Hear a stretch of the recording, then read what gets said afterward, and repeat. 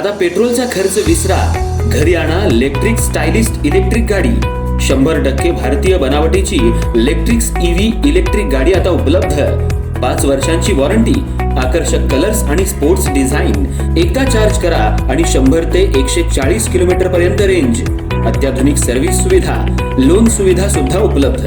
आजच भेट द्या साई मोटर्स, किसान चौक, इचलकरंजी। संपर्क 93 73 27 57 52 किंवा 0230 299 77 66। नो पेट्रोल नो टेन्शन, इलेक्ट्रिकचा स्मार्ट पर्याय।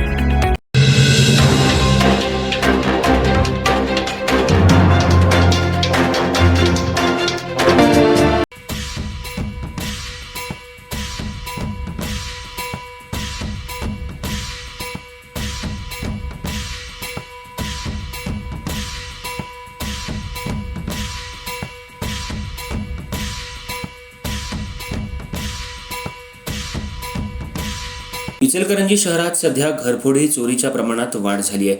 शहरातल्या मध्यवर्ती ठिकाणी असलेल्या जुन्या नगरपालिकेच्या समोर एका दुकान गाळ्यात रात्रीच्या सुमाराला 3 चोरट्यांनी दुकानातील CNC मशीनच्या पार्ट्सची चोरी केली आहे। यामध्ये सुमारे 12,45,000चा मुद्देमाल चोरट्यांनी लंपास केलाय। ही सर्व घटना CCTV मध्ये कैद झाली आहे। या घटनेची नोंद गावभाग पोलीस ठाण्यात झाली आहे।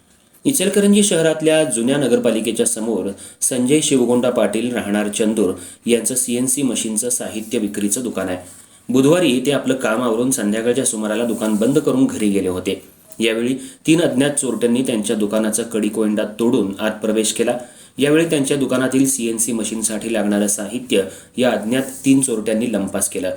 यात विविध प्रकारचे rod, carbine scrap, cutting tool, cutter असा सुमारे 12,45,000चा मुद्देमाल चोरट्यांनी लंपास केलाय। ही घटना गुरुवारी सकाळी पाटील हे दुकान उघडण्यासाठी आले असता त्यांना कुलूप तुटल्याचं लक्षात आल्यानंतर त्यांनी दुकानात प्रवेश केला असता त्यांना CNC मशीनच्या पार्टची चोरी झाल्याचं निदर्शनाला आलं आणि ही घटना उघडकीला आली। त्यांनी तात्काळ याची माहिती गावभाग पोलिसांना दिली। घटनास्थळी गावभाग पोलीस ठाण्याचे पोलीस निरीक्षक महेश चव्हाण आणि गुन्हे शोध पथकानं पाहणी केली। श्वान पथकाला पाचारण करण्यात आलं, मात्र श्वान काही अंतरावर जाऊन तिथंच घुटमळलं। ही संपूर्ण घटना CCTVत कैद झाली असून पोलीस CCTVच्या माध्यमातून चोरट्यांचा शोध घेत आहेत। या घटनेची नोंद गावभाग पोलीस ठाण्यात झाली आहे। अधिक तपास गावभाग पोलीस करतायत। सध्या शहरात चोरीच्या प्रमाणात वाढ झाली असून पोलिसांनी रात्रीची गस्त वाढवणं गरजेचं बनलंय। शहरातल्या मध्यवर्ती ठिकाणी एवढी मोठी चोरी झाल्यामुळे व्यापारी वर्गात मात्र भीतीचं वातावरण पसरलंय।